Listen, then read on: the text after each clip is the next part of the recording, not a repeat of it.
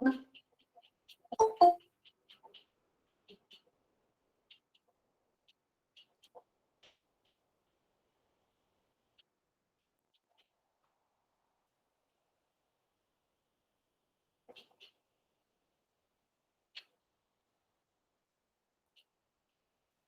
में मेरे ख्याल से दो सवाल रह गए थे।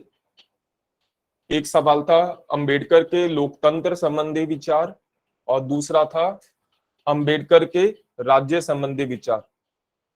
कल हम लोगों ने स्त्री संबंधी विचार पढ़े थे, स्वतंत्रता आंदोलन में अंबेडकर का योगदान पढ़ा था, आर्थिक विचार पढ़े थे और राजनीतिक विचार किए थे।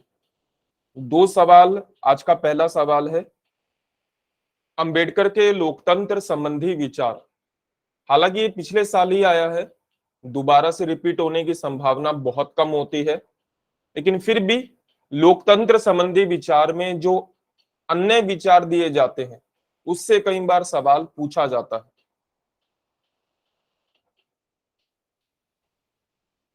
अंबेडकर लोकतंत्र को लेकर बहुत जागरूक माने जाते हैं। मैंने आप लोगों को लास्ट लेक्चर में भी बताया था कि जब अंबेडकर पढ़ने के लिए ब्रिटेन गए थे तो ब्रिटेन में उन्होंने पहली बार लोकतांत्रिक व्यवस्था को देखा था। उन्होंने लोकतंत्र की डेफिनेशन कुछ ऐसे दी कि लोकतंत्र एक ऐसी शासन व्यवस्था है जिसमें बिना खून खराबे के सामाजिक आर्थिक परिवर्तन लाया जा सकता है।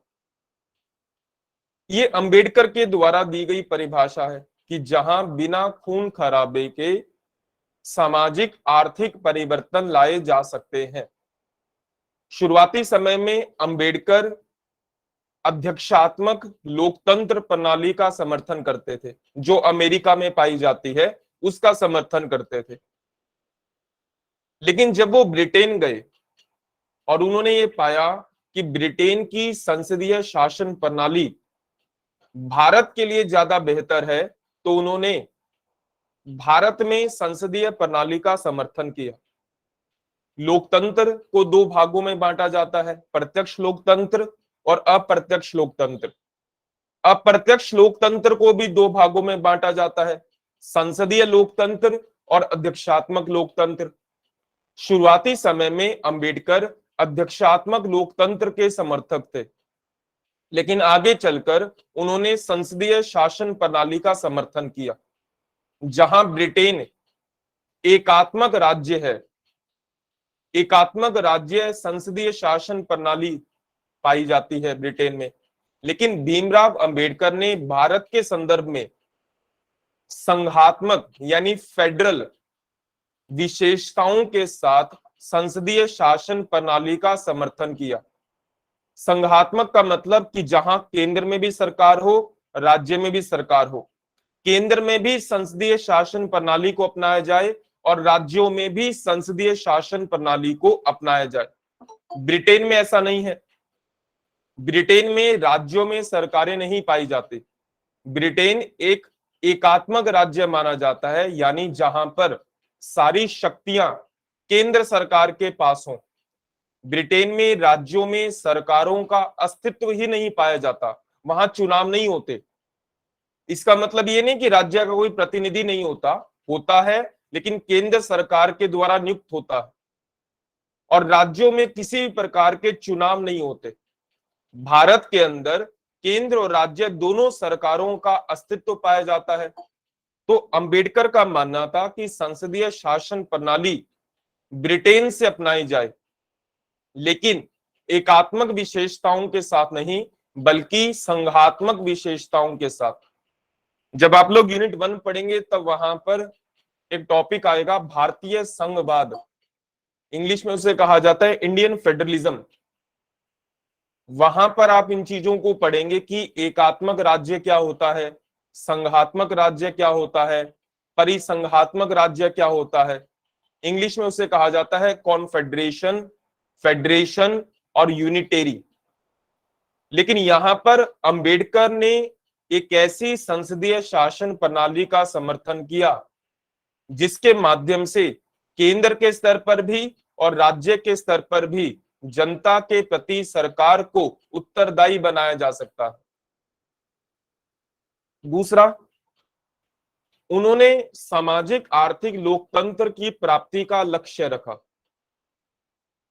अंबेडकर ने संविधान सभा में एक कथन दिया था कि जिस दिन भारत आजाद हो जाएगा उस दिन राजनीतिक लोकतंत्र स्वतः ही भारत के नागरिकों को मिल जाएगा। जिस दिन भारत की आजादी होगी उस दिन राजनीतिक लोकतंत्र स्वतः ही भारत को मिल जाएगा। लेकिन सवाल राजनीतिक लोकतंत्र का नहीं है, सवाल सामाजिक आर्थिक लोकतंत्र का है। जहां राजनीतिक लोकतंत्र की स्थापना करने के लिए हमने संविधान में मूल अधिकारों को जोड़ा है और वहीं सामाजिक आर्थिक लोकतंत्र की स्थापना करने के लिए हमने संविधान में राज्य के नीति निदेशक तत्वों को जोड़ा है। अंबेडकर इस बात को मानते थे कि राजनीतिक लोकतंत्र की स्थापना होने से लोकतंत्र की स्थापना नहीं होती या लोकतंत्र की संकल्पना पूरी नहीं होती। राजनीतिक लोकतंत्र लोकतंत्र का केवल एक हिस्सा है। जब तक लोकतंत्र में सामाजिक और आर्थिक लोकतंत्र शामिल ना हो तब तक लोकतंत्र को अधूरा माना जाता है। इसलिए अंबेडकर ने संविधान सभा में कहा था कि जैसी आजादी मिलेगी राजनीतिक लोकतंत्र तो मिल जाएगा। सवाल राजनीतिक लोकतंत्र का नहीं है, सवाल सामाजिक और आर्थिक लोकतंत्र का है कि जहां समाज और आर्थिक स्तर पर लोगों को एक समान अधिकार मिले। तीसरा, द्विदलीय प्रणाली का समर्थन। आज भारत में बहुदलीय प्रणाली पाई जाती है। बहुदलीय प्रणाली का मतलब कि भारत में बहुत सारे राजनीतिक दल पाए जाते हैं जो कि सत्ता प्राप्त करने के लिए प्रतिस्पर्धा करते हैं। लेकिन अगर आप ब्रिटेन और अमेरिका में पाएंगे तो ब्रिटेन और अमेरिका में द्विदलीय प्रणाली पाई जाती है। वहां पर सत्ता पाने के लिए केवल दो ही राजनीतिक दलों में संघर्ष होता है। अंबेडकर को ये वाली व्यवस्था अच्छी लगती थी, दो दल वाली। अब आप ये कह लो कि उन्होंने बहुत समय ब्रिटेन और अमेरिका में बिताया इस कारण, या फिर उन्हें ऐसा लगता था कि द्विदलीय प्रणाली से राजनीतिक चीजों को यानी पॉलिटिकल विल पावर को मजबूत किया जा सकता है। उनका मानना था कि जब दो दल होंगे, दो दलों के बीच में एक प्रतिस्पर्धा होगी। एक राजनीतिक दल सरकार का निर्माण करेगा और दूसरा विपक्ष की भूमिका में आएगा, एक ऐसा विपक्ष जो कि मजबूत होगा। उन्होंने ब्रिटेन और अमेरिका में ऐसा देखा था कि जहां दो राजनीतिक दलों के बीच में कंपटीशन होता है सरकार बनाने का, सत्ता हासिल करने का, एक दल सरकार बनाता है तो दूसरा दल विपक्ष की भूमिका निभाता है। तो इसलिए अंबेडकर का मानना था कि मैं द्विदलीय लोकतंत्र का समर्थन करता हूं, ना कि बहुदलीय लोकतंत्र का। चौथा, तटस्थ नौकरशाही का समर्थन।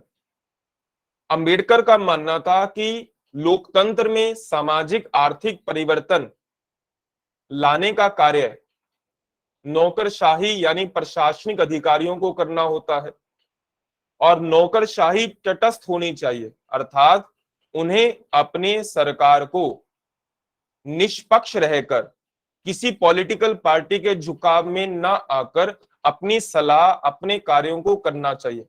जब वो ऐसा करेगी तभी लोकतंत्र यानी सामाजिक आर्थिक लोकतंत्र की स्थापना हो पाएगी। इसलिए उन्होंने लोकतंत्र के लिए तटस्थ नौकरशाही का समर्थन किया। पांचवा, सतत जागरूकता। सतत जागरूकता का मतलब कि भारत के नागरिकों में सतत जागरूकता होनी चाहिए। ऐसा नहीं है कि अभी मान लीजिए कि लोकसभा, विधानसभा, पंचायतों के चुनावों की घोषणा हो गई तो लोग जागरूक हो रहे, जब तक वोट नहीं डालते। जैसे ही वोट डाला, चुनाव के नतीजे आए, काम खत्म।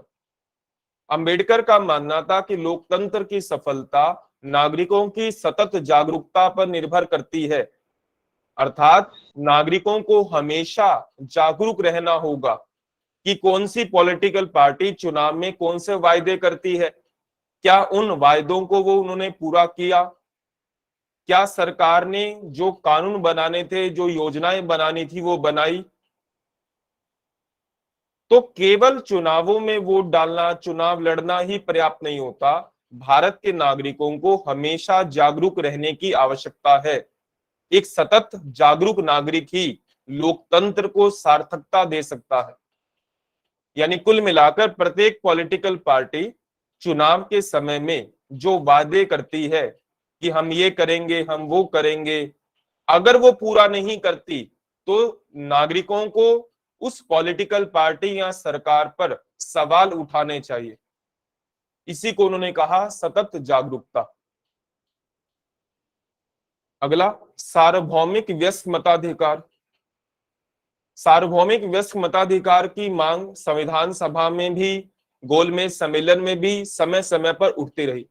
सार्वभौमिक व्यस्क मताधिकार का मतलब कि भारत का कोई भी नागरिक जो निर्धारित आयु को पूरी करता है, वो किसी भी धर्म, जाति, क्षेत्र, लिंग का क्यों ना हो, उसे बिना भेदभाव के वोट डालने का अधिकार होना चाहिए।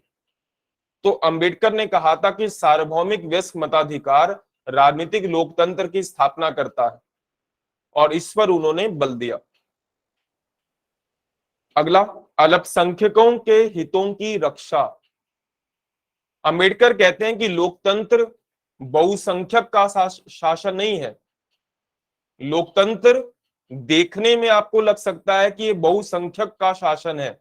बहुसंख्यक का मतलब जो संख्या में ज्यादा है,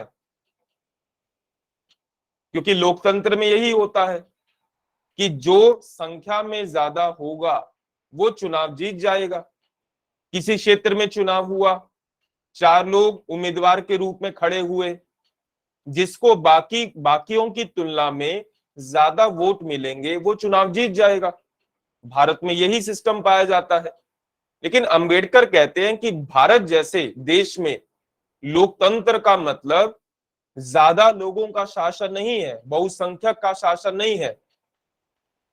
अंबेडकर का मानना है कि अल्पसंख्यकों के हितों की रक्षा करते हुए बहुसंख्यक का शासन होना चाहिए। अगर केवल भारत में लोकतंत्र की इस अवधारणा को अपनाया जाएगा कि जो संख्या में ज्यादा है वो शासन करेंगे, तो आप सभी जानते हैं कि भारत में धर्म के अनुसार हिंदू संख्या में ज्यादा है। तो इसका मतलब यह है कि कभी भी कोई मुस्लिम, सिख, ईसाई, बौद्ध, जैन, पारसी या अन्य किसी धर्म का व्यक्ति शासन नहीं कर पाएगा। जो संख्या में ज्यादा है वही कर पाएंगे, और जो संख्या में ज्यादा है वो अपना डोमिनेंस यानी प्रभुत्व स्थापित करने की कोशिश करेंगे। हमेशा से यही होता है, मतलब प्रकृति का नियम कह लो या फिर समाज का नियम कह लो, जो बड़ा होता है वो छोटे पर अधिकार जमाता है। कोई भी बड़ा, जैसे अगर प्रकृति के अनुसार जाओगे तो जो बड़ा पेड़ होता है वो छोटे पेड़ पर अधिकार जमा लेता है। जैसे ही बड़ा पेड़ होता है तो छोटे वाला दब जाता है। गाड़ी वाला स्कूटर वाले या बाइक वाले के ऊपर एक तरीके से अधिकार जमाता है, स्कूटी या बाइक वाला साइकिल वाले के ऊपर जमाता है। तो ये हमेशा से माना जाता है कि बहुसंख्यक हमेशा अल्पसंख्यकों के ऊपर अपना अधिकार, अपना प्रभुत्व स्थापित करने की कोशिश करते हैं। अंबेडकर का मानना था कि अगर भारत में केवल बहुसंख्यक लोकतंत्र की स्थापना करने पर बल दिया गया तो समाज में या देश में जो अल्पसंख्यक है, जो संख्या में कम है, वो कभी ना कभी देश को छोड़ जाएंगे या फिर उनके देश में हित सुरक्षित नहीं रह पाएंगे। इसलिए सरकार का यह कर्तव्य होना चाहिए कि वह बहुसंख्यक के शासन के होते हुए भी अल्पसंख्यकों के हितों की रक्षा करे। इसलिए हमारे संविधान में आर्टिकल 29, 30 के अंदर अल्पसंख्यकों के हितों की रक्षा करने की बात कही गई है। अगला, दलितों के हितों की रक्षा। ये आप लोगों ने अलग से भी पढ़ा था सवाल कि शुरुआती समय में अंबेडकर का मानना था कि दलितों के हितों की रक्षा करने के लिए पृथक निर्वाचन प्रणाली होनी आवश्यक है, सेपरेट इलेक्शन होना चाहिए दलितों का। और ये मांग उन्होंने गोलमेज सम्मेलन में उठाई थी और गोलमेज सम्मेलन में इस मांग को स्वीकार भी किया गया। और ब्रिटेन की सरकार दलितों के लिए भी पृथक निर्वाचन प्रणाली की शुरुआत करने वाली थी। लेकिन आगे चलकर जब महात्मा गांधी इस बात से सहमत नहीं थे, तो महात्मा गांधी और भीमराव अंबेडकर के बीच में एक समझौता होता है। फिर समझौते के अनुसार अंबेडकर दलितों के लिए पृथक निर्वाचन प्रणाली की मांग को छोड़ देते हैं और इस बात पर सहमत हो जाते हैं कि दलितों के लिए केंद्रीय विधानसभा में, राज्यों की विधानसभाओं में रिजर्वेशन का प्रावधान होगा। तो अंबेडकर का भी यही मानना है कि लोकतंत्र में दलितों के लिए सकारात्मक कार्यवाही होनी चाहिए, चाहे वो रिजर्वेशन को लेकर हो, चाहे वो स्कॉलरशिप को लेकर हो या अन्य किसी भी तरीके से। लास्ट सेकंड, संवैधानिक साधनों में विश्वास। वैसे तो अंबेडकर गांधी जी से सहमत नहीं थे, ऐसा माना जाता है कि अंबेडकर गांधी जी के विरोधी थे, बहुत ज्यादा सहमत नहीं थे गांधी जी से। लेकिन अंबेडकर गांधी जी के संवैधानिक साधनों से सहमत थे। अंबेडकर का मानना था कि लोकतंत्र में हिंसा की कोई जगह नहीं होती। उन्होंने डेफिनेशन भी ऐसे दी थी कि लोकतंत्र एक ऐसी शासन व्यवस्था है जिसमें बिना खून खराबे के सामाजिक आर्थिक परिवर्तन लाया जा सकता है। तो अंबेडकर गांधी जी से सहमत ना होते हुए भी गांधी जी के सत्याग्रह, सत्य, अहिंसा, भूख हड़ताल, अनशन का समर्थन करते हैं और उनका मानना है कि अगर लोकतंत्र को सार्थक बनाना है तो संवैधानिक साधनों से ही बनाया जा सकता है। असंवैधानिक साधन, अनैतिक साधन लोकतंत्र को लंबे समय तक जीवित नहीं रहने देंगे। और लास्ट है, अधिकार लोकतंत्र में ही संभव। अंबेडकर ने कहा कि जो अधिकार होते हैं, फंडामेंटल राइट, वो लोकतांत्रिक प्रणाली में ही संभव है। लेकिन उन्होंने दूसरी बात ये बोली कि अधिकारों की रक्षा केवल कानून के माध्यम से नहीं होनी चाहिए, सामाजिक व नैतिक आधार पर भी होनी चाहिए। सामाजिक व नैतिक आधार का मतलब, मान लीजिए कि हमने समाज के किसी वर्ग को कोई अधिकार दिया, उदाहरण के तौर पर अनुच्छेद 17 दिया कि भारत में कोई भी छुआछूत नहीं करेगा, अगर कोई भी छुआछूत का पालन करेगा तो उसे कानून के अनुसार दंड मिलेगा। ये हमारा फंडामेंटल राइट है और सुप्रीम कोर्ट और हाई कोर्ट इस फंडामेंटल राइट को प्रोटेक्ट करने के लिए बाध्यकारी है। लेकिन अंबेडकर का मानना थोड़ा अलग है। उनका मानना था कि अधिकारों की रक्षा कानून के साथ साथ सामाजिक व नैतिक रूप से भी होनी चाहिए।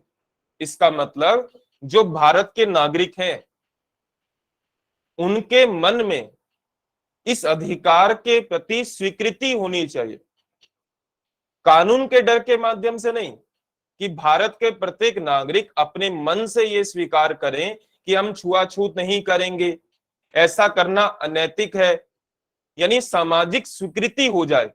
अगर समाज में लोगों में अधिकारों के प्रति, दूसरों के अधिकारों, अपने अधिकारों के प्रति तो सबकी हाँ ही होती है, सबकी स्वीकृति ही होती है, दूसरों के अधिकारों के प्रति अगर समाज स्वीकृति देता है तो कानून का भय हुए बिना भी लोगों को अधिकार मिल जाते हैं, शोषण नहीं होता, असमानता, विषमता, भेदभाव नहीं होता। इसलिए उन्होंने कहा कि अधिकार लोकतंत्र में ही संभव है और अधिकारों की रक्षा करने के लिए या अधिकारों को प्राप्त करने के लिए केवल कानून नहीं बल्कि समाज और नैतिक आधार पर भी उसकी स्वीकृति होनी चाहिए। समाज नैतिक आधार पर उन्हें खुद से स्वीकार करे ताकि उल्लंघन हो ही ना। इस तरीके से अंबेडकर ने ये सभी लोकतंत्र संबंधी विचार दिए। वैसे तो टोटल किताबों में 15-16 लिखे होते हैं, हम लोग 10 पॉइंट के आधार पर इसे कर रहे हैं। ये वाला सवाल वापस से अगले ही साल रिपीट होना बड़ा मुश्किल है कि सवाल सीधा पूछे कि अंबेडकर के लोकतंत्र संबंधी विचार बताएं, 11 नंबर। हाँ, ये जरूर है कि इसमें से एक दो पॉइंट कभी शायद 3 मार्कर के रूप में या 5 मार्कर में पूछे जाए। मैं इसका उत्तर लिखवा रहा हूं आप लोगों को।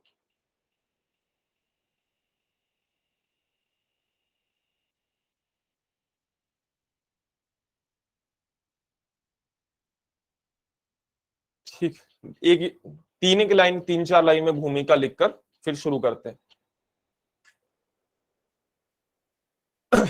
लिखेगा, अंबेडकर के अनुसार, अंबेडकर के अनुसार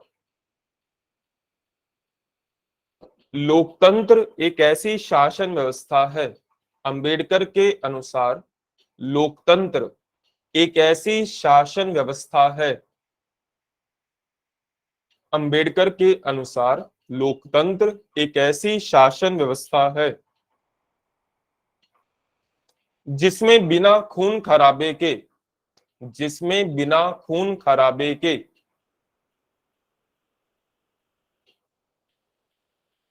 जिसमें बिना खून खराबे के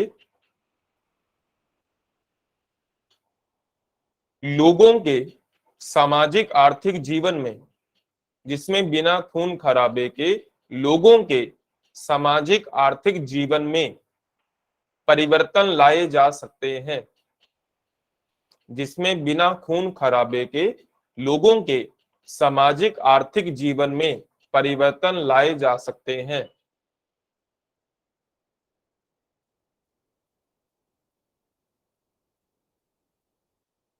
अर्थात लोकतंत्र सामाजिक आर्थिक परिवर्तन की एक सकारात्मक व्यवस्था है।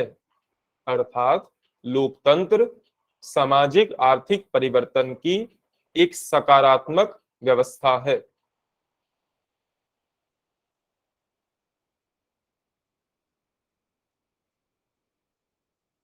ये उन्हीं की डेफिनेशन है।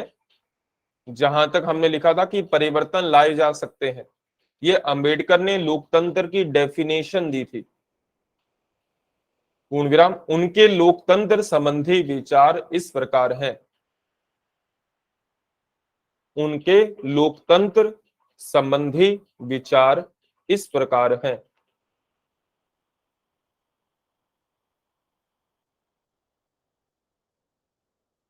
पहला है संसदीय प्रणाली का समर्थन, संसदीय शासन प्रणाली का समर्थन।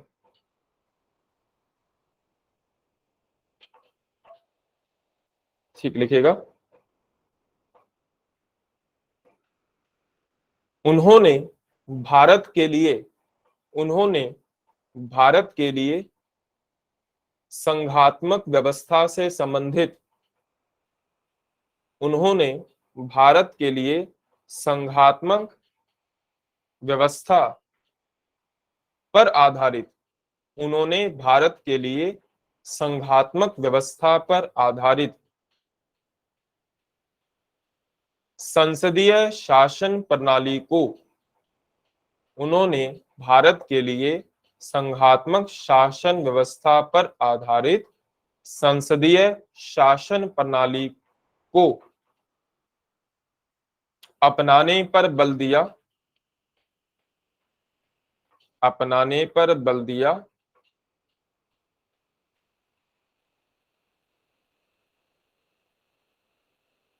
पूर्ण विराम, यह केंद्र और राज्य, यह केंद्र और राज्य दोनों स्तरों पर, यह केंद्र और राज्य दोनों स्तरों पर सरकार को जनता के प्रति, यह केंद्र और राज्य दोनों स्तरों पर सरकार को जनता के प्रति उत्तरदायी बनाती है,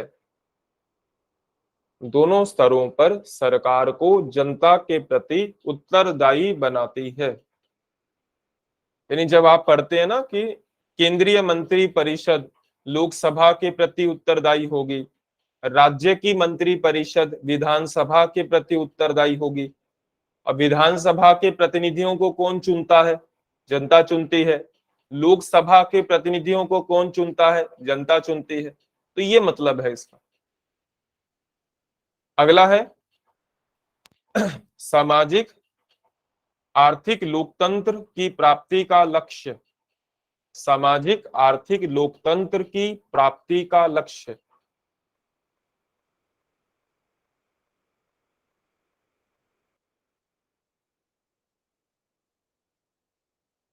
ठीक, इसमें लिखिएगा भारत में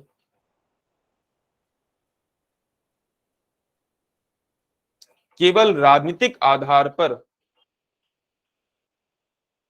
लोकतंत्र की स्थापना करना।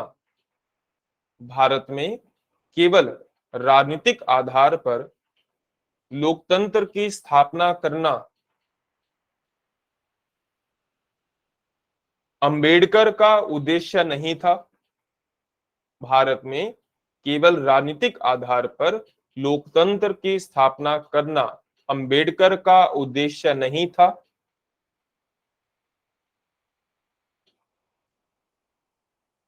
पूर्णविराम। वह भारत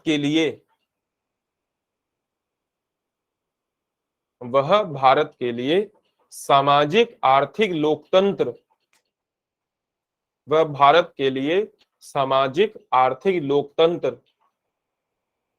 को प्राप्त करने पर बल देते हैं। वह भारत के लिए सामाजिक आर्थिक लोकतंत्र को प्राप्त करने पर बल देते हैं।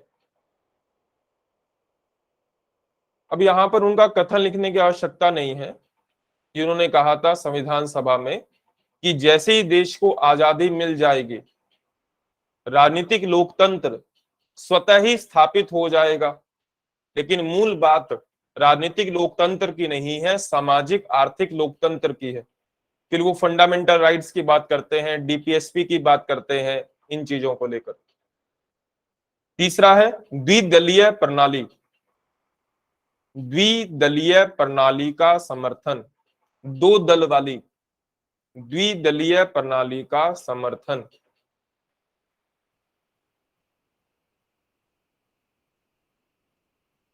ठीक, इसमें लिखिएगा उन्होंने बहुदलीय प्रणाली की जगह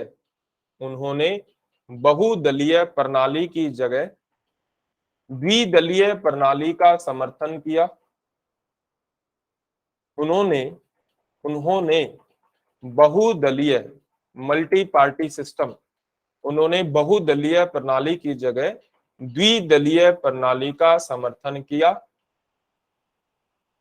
जहां एक दल सरकार का निर्माण करता है, जहां एक दल का मतलब राजनीतिक दल से है, जहां एक दल सरकार का निर्माण करता है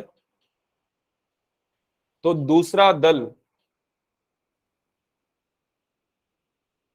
विपक्ष की भूमिका निभाता है। तो दूसरा दल विपक्ष की भूमिका निभाता है।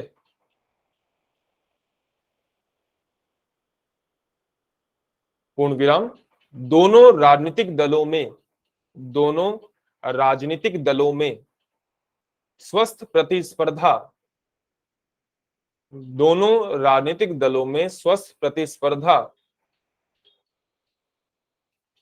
देश के सर्वांगीण विकास पर बल देती है। दोनों राजनीतिक दलों में स्वस्थ प्रतिस्पर्धा देश के सर्वांगीण विकास पर बल देती है।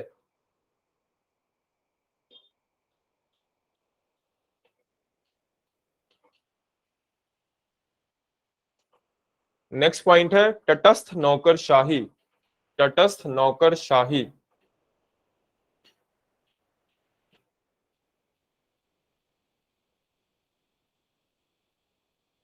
इसमें लिखिएगा उनके अनुसार तटस्थ नौकरशाही वह है। उनके अनुसार तटस्थ नौकरशाही वह है जो बिना दबाव में निष्पक्ष होकर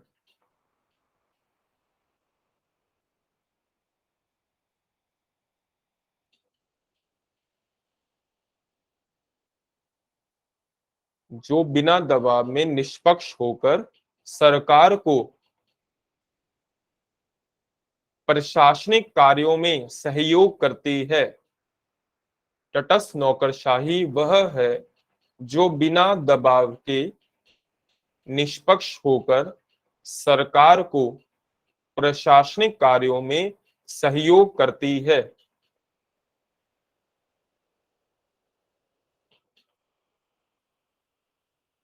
पूर्ण विराम। जब तक नौकरशाही तटस्थ होकर कार्य नहीं करेगी, जब तक नौकरशाही तटस्थ होकर कार्य नहीं करेगी, तब तक सामाजिक आर्थिक विकास संभव नहीं होगा। जब तक नौकरशाही तटस्थ होकर कार्य नहीं करेगी, तब तक सामाजिक आर्थिक विकास संभव नहीं होगा।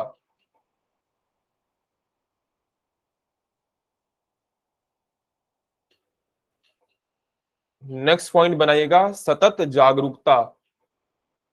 सतत जागरूकता।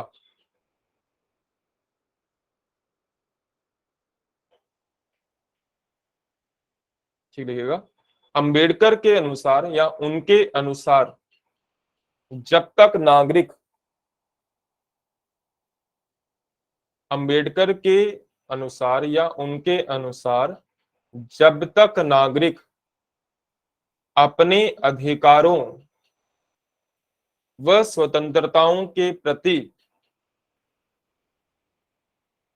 जब तक नागरिक अपने अधिकारों व स्वतंत्रताओं के प्रति सतत जागरूक नहीं होंगे,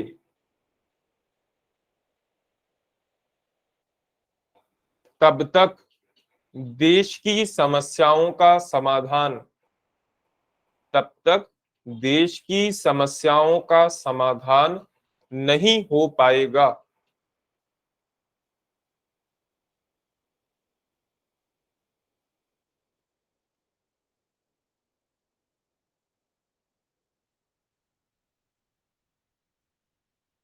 पूर्ण विराम। वह सतत जागरूकता को, वह सतत जागरूकता को स्वस्थ जनमत निर्माण का आधार मानते हैं। वह सतत जागरूकता को स्वस्थ जनमत निर्माण का आधार मानते हैं। स्वस्थ जनमत निर्माण का आधार मानते हैं।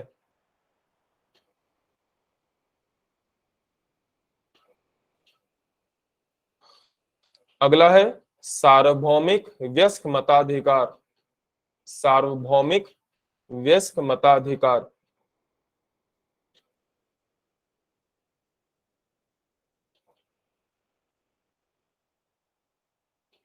ठीक, इसमें लिखिएगा, उन्होंने राजनीतिक लोकतंत्र की स्थापना करने के लिए, उन्होंने राजनीतिक लोकतंत्र की स्थापना के लिए, उन्होंने राजनीतिक लोकतंत्र की स्थापना के लिए सार्वभौमिक वयस्क मताधिकार का समर्थन किया। उन्होंने राजनीतिक लोकतंत्र की स्थापना के लिए सार्वभौमिक वयस्क मताधिकार का समर्थन किया। पूर्ण विराम। प्रत्येक व्यक्ति को बिना किसी भेदभाव के, प्रत्येक व्यक्ति को बिना किसी भेदभाव के मतदान का अधिकार देने का समर्थन किया। प्रत्येक व्यक्ति को बिना किसी भेदभाव के मतदान का अधिकार देने का समर्थन किया।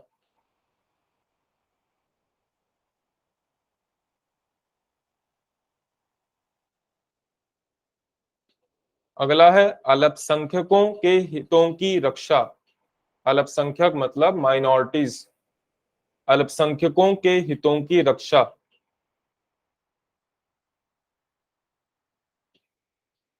ठीक, इसमें लिखेगा उनके अनुसार लोकतंत्र, उनके अनुसार लोकतंत्र बहुसंख्यक का शासन नहीं है।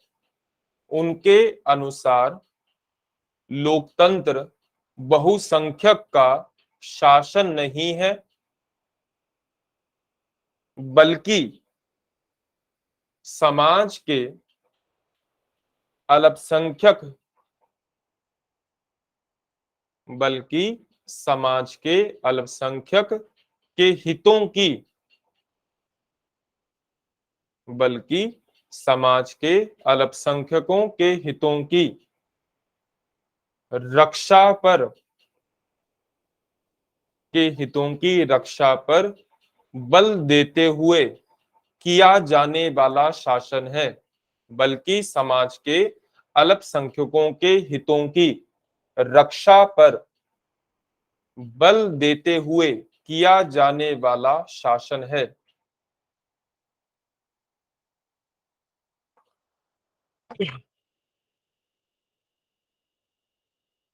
अगला है दलितों के हितों की रक्षा।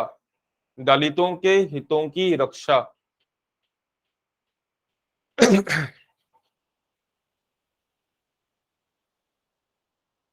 पूर्ण विराम। उन्होंने लोकतंत्र में दलितों के हितों की रक्षा करने के लिए, उन्होंने लोकतंत्र में दलितों के हितों की रक्षा करने के लिए सकारात्मक कार्यवाही, एफर्मेटिव एक्शन, सकारात्मक कार्यवाही का प्रावधान करने पर बल दिया। उन्होंने दलितों के हितों की रक्षा के लिए या करने के लिए सकारात्मक कार्यवाही का प्रावधान करने पर बल दिया, जैसे चुनावों और नौकरियों में आरक्षण का प्रावधान करना। चुनावों और सरकारी नौकरियों में आरक्षण का प्रावधान करना। आरक्षण को कभी भेदभाव नहीं कहा जाता, आरक्षण को कहा जाता है सकारात्मक कार्यवाही या फिर सकारात्मक भेदभाव।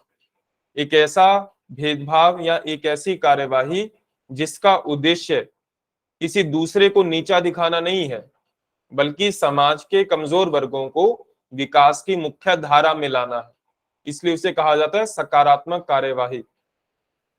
अगला लास्ट सेकंड लिखेगा संवैधानिक साधनों में विश्वास।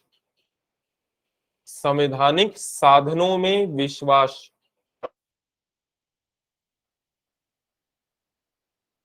ठीक लिखेगा उन्होंने लोकतंत्र की स्थापना के लिए, उन्होंने लोकतंत्र की स्थापना के लिए गांधी के, महात्मा गांधी के, उन्होंने लोकतंत्र की स्थापना के लिए गांधी के संवैधानिक साधनों में विश्वास किया। उन्होंने लोकतंत्र की स्थापना के लिए गांधी के संवैधानिक साधनों में विश्वास किया, जैसे सत्य, अहिंसा, हड़ताल, भूख हड़ताल इत्यादि। जैसे सत्य, अहिंसा, हड़ताल, भूख हड़ताल, आमरण अनशन, सत्याग्रह इत्यादि। कोई भी दो तीन लिख लो। पूर्ण विराम। उनका विचार था कि, उनका मतलब अंबेडकर का, उनका विचार था कि बड़े से बड़े लक्ष्य की प्राप्ति, उनका विचार था कि बड़े से बड़े लक्ष्य की प्राप्ति संवैधानिक साधनों के द्वारा ही संभव है। उनका विचार था कि बड़े से बड़े लक्ष्य की प्राप्ति संवैधानिक साधनों के द्वारा संभव है। लास्ट पॉइंट है, अधिकार लोकतंत्र में ही संभव।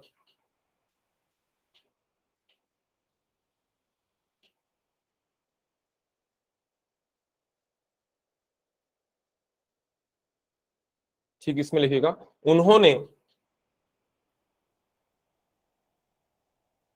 अधिकारों की सुरक्षा न केवल कानून के द्वारा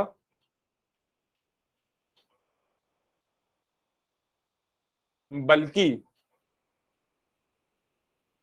सामाजिक और नैतिक चेतना, उन्होंने अधिकारों की सुरक्षा न केवल कानून के द्वारा बल्कि सामाजिक और नैतिक चेतना के आधार पर भी, सामाजिक और नैतिक चेतना के आधार पर भी करने पर बल दिया।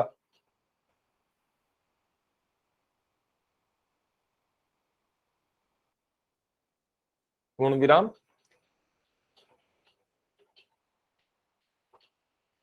वह केवल आपातकालीन परिस्थितियों में ही, वह केवल आपातकालीन परिस्थितियों में ही अधिकारों पर प्रतिबंध लगाने का समर्थन करते हैं।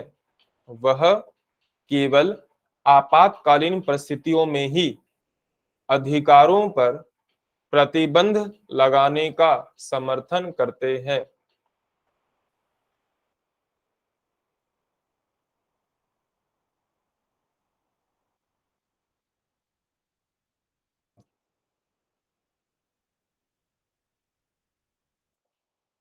निष्कर्ष आप लोग खुद से लिखिएगा।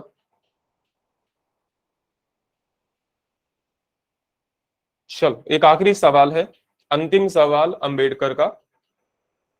सवाल ऐसे पूछा जा सकता है कि अंबेडकर के राज्य संबंधी विचार या अंबेडकर के राजनीतिक व्यवस्था, पॉलिटिकल सिस्टम संबंधी विचार। 5-6 विचार हैं जहां पर कुछ हम लोगों ने पढ़े हुए हैं और कुछ को अभी करेंगे। पहला, राज्य एक अनिवार्य व उपयोगी संस्था है।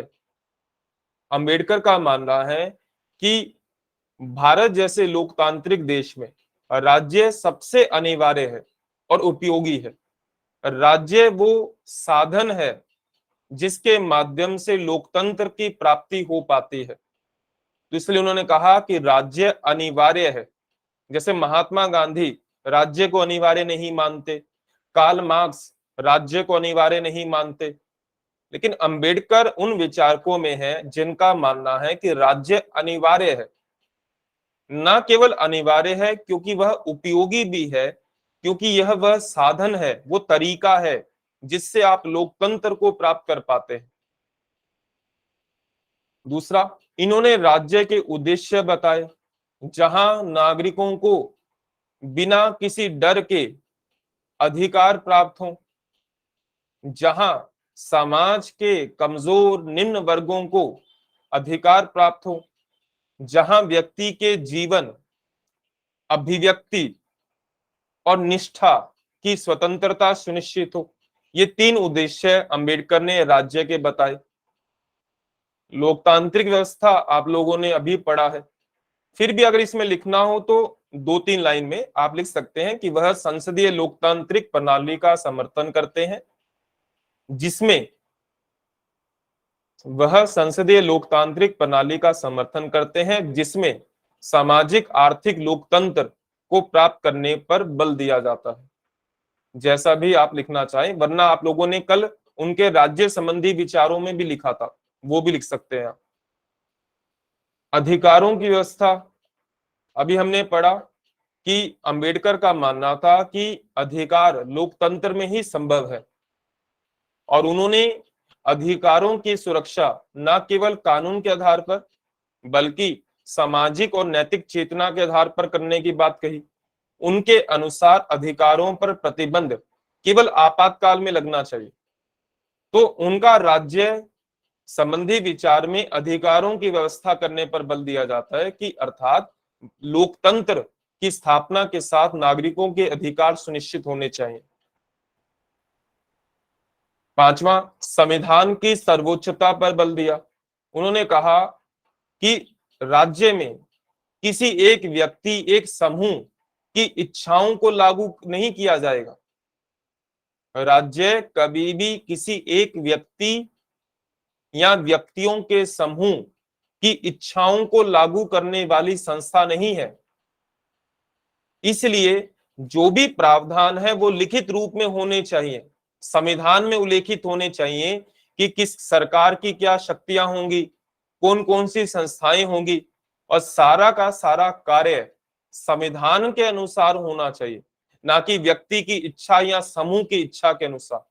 ऐसा उन्होंने संविधान की सर्वोच्चता के आधार पर कहा। और छठा, पूंजीवाद का विरोध किया। अंबेडकर ने पूंजीवाद को कुछ इस तरीके से कहा कि जहां कुछ व्यक्ति धन इकट्ठा करने के लिए अनैतिक तरीकों का उपयोग करते हैं, कर की चोरी करते हैं, लोगों का शोषण करते हैं, और जिसका परिणाम समाज के कमजोर निम्न वर्गों को भुगतना पड़ता है। क्योंकि पूंजीवाद क्या है? एक ऐसी विचारधारा जहां पर केंद्र बिंदु में पूंजी का महत्व होता है, और जो व्यक्ति पूंजीवाद का समर्थन करता है, इसका मतलब है कि वह पूंजी को एकत्रित करने पर बल देता है। और जब कोई पूंजी को एकत्रित करता है तो अंबेडकर के अनुसार वो अनैतिक तरीकों का उपयोग करता है। तो अंबेडकर का मानना था कि राजकीय समाजवाद होना चाहिए, ना कि पूंजीवाद। पूंजीवाद का वो शुरू से और अंत तक उन्होंने विरोध किया। ठीक, लिखते हैं इसको हम लोग। अंबेडकर के राज्य संबंधी विचार। पहला है, राज्य एक अनिवार्य व उपयोगी संस्था। राज्य एक अनिवार्य व उपयोगी संस्था। ठीक, इसमें लिखेगा, उन्होंने राज्य को एक साधन के रूप में, उन्होंने राज्य को एक साधन के रूप में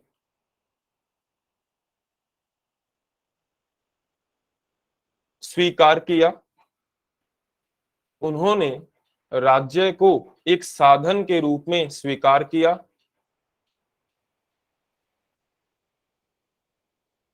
पूर्ण विराम। राज्य की सहायता से, राज्य की सहायता से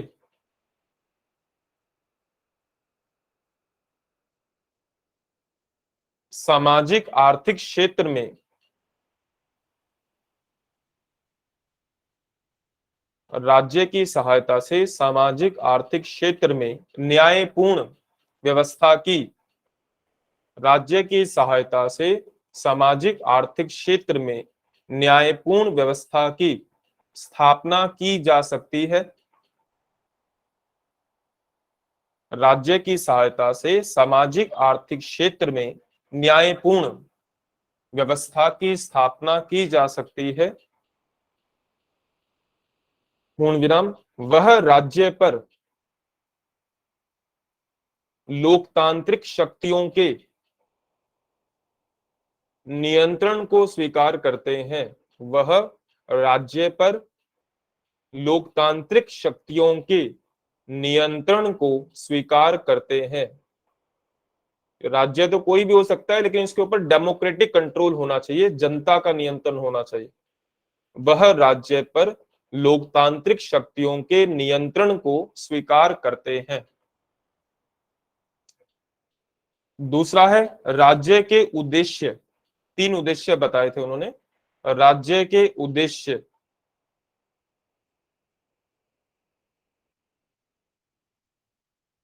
ठीक, इसमें लिखिएगा, उन्होंने राज्य को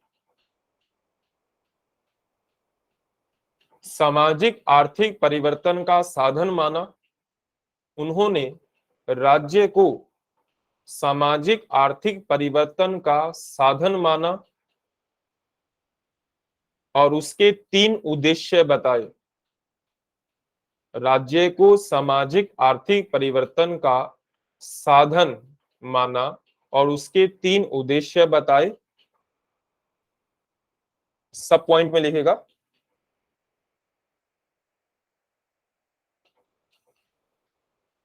प्रत्येक नागरिक के जीवन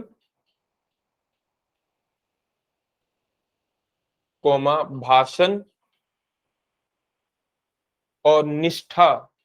निष्ठा का मतलब उन्होंने धर्म से लिया, लेकिन धर्म का मतलब हिंदू मुस्लिम से नहीं, मानवता का धर्म। प्रत्येक नागरिक के जीवन, भाषण और निष्ठा की स्वतंत्रता की रक्षा करना। प्रत्येक नागरिक के जीवन, भाषण और निष्ठा की स्वतंत्रता की रक्षा करना। दूसरा, सामाजिक, आर्थिक, राजनीतिक विषमताओं को समाप्त करना।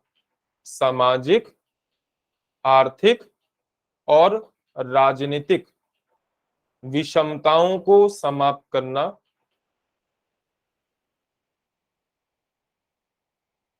और तीसरा है प्रत्येक नागरिक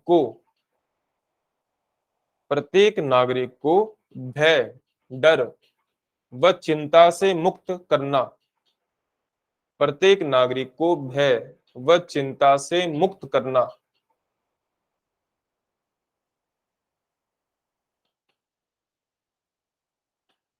तीसरा पॉइंट लिखेगा, संविधान की सर्वोच्चता। संविधान की सर्वोच्चता, सुप्रीमेसी ऑफ कॉन्स्टिट्यूशन।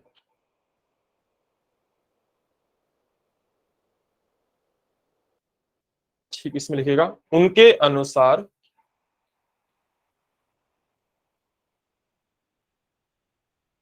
देश का संविधान, उनके अनुसार देश का संविधान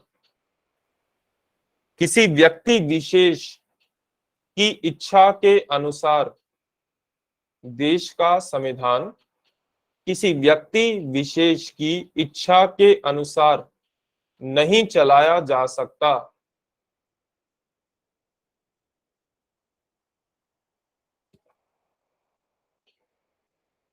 पूर्ण विराम। उन्होंने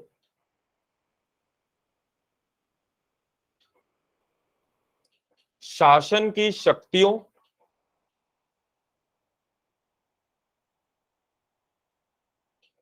और इसके विभिन्न अंगों, शासन की शक्तियों और इसके विभिन्न अंगों का वर्णन लिखित संविधान में करने पर बल दिया। शासन की शक्तियों और इसके विभिन्न अंगों का वर्णन, विभिन्न अंग का मतलब कार्यपालिका, विधायिका, न्यायपालिका, विभिन्न अंगों का वर्णन लिखित संविधान में करने पर बल दिया।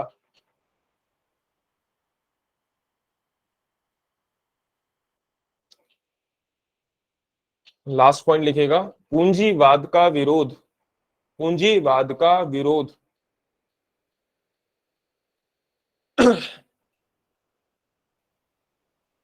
इसमें लिखेगा उनका विचार है कि, या उनका विचार था कि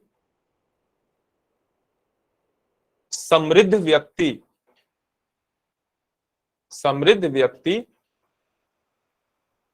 अधिक से अधिक धन अर्जित करने के उद्देश्य से, समृद्ध व्यक्ति को उन्होंने पूंजीवाद बोला एक तरीके से। समृद्ध व्यक्ति अधिक से अधिक धन अर्जित करने के उद्देश्य से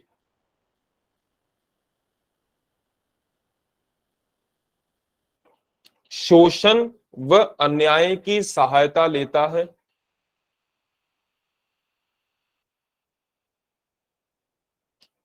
उद्देश्य से शोषण व अन्याय की सहायता लेता है, कोमा, कर की चोरी करता है और कर की चोरी करता है, जिसका नुकसान समाज के जिसका नुकसान समाज के निम्न वर्गों को उठाना पड़ता है, जिसका नुकसान समाज के निम्न वर्गों को उठाना पड़ता है, पूर्ण विराम, वह पूंजीवाद को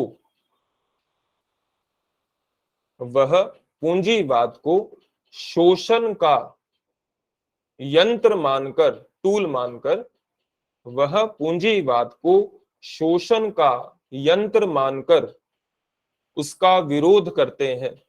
वह पूंजीवाद को शोषण का यंत्र मानकर उसका विरोध करते हैं। बाकी 2 पॉइंट आप अपने अनुसार लिखेंगे, लोकतांत्रिक व्यवस्था और अधिकारों की व्यवस्था।